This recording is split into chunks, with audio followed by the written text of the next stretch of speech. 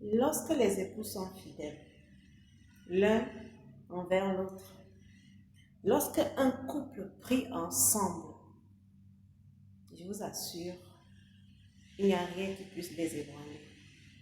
Tous leurs projets voient le jour. Tous leurs projets se réalisent.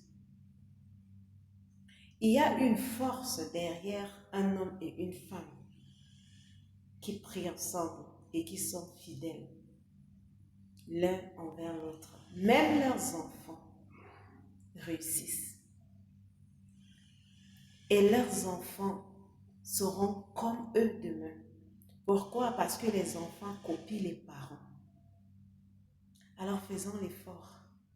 Faisons l'effort de rester fidèles. Je parle au couple marié là. Faisons l'effort de ne pas aller à gauche, à droite. Parce qu'il y a des esprits dehors là qui marchent jour et nuit. Ces esprits rôdent pour détruire. Je vais vous dire quelque chose.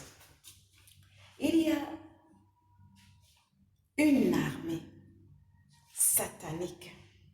Il y a des légions sataniques qui sont déployées tous les jours pour détruire les mariages.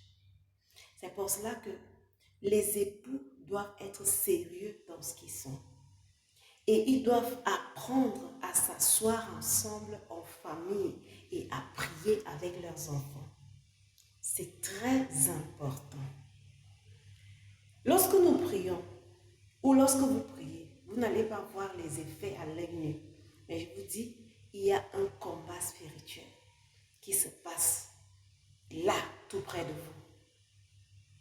Alors, si vous voulez vraiment vieillir ensemble, mener une vie paisible, une vie d'abondance, une vie d'amour, de joie et de paix, si vous voulez voir vos enfants réussir demain ou après-demain, si vous voulez les voir épanouis et être aussi inébranlables dans la vie, inculquez la prière à vos enfants et optez pour cette éducation. Priez ensemble avec vos enfants. Que l'homme ne trompe pas la femme. Que la femme ne trompe pas son mari. Parce que tout ce qui brille dehors là n'est pas or. Tout ce qui brille n'est pas or. Il y a des esprits qui sortent des tombes chaque nuit pour venir détruire les foyers. Lorsque vous les voyez, vous ne pouvez pas savoir que là, ce sont des esprits démoniaques qui portent la chair humaine. Ah oui, mais ce sont des esprits, ce sont des morts qui ressortent pour détruire les foyers.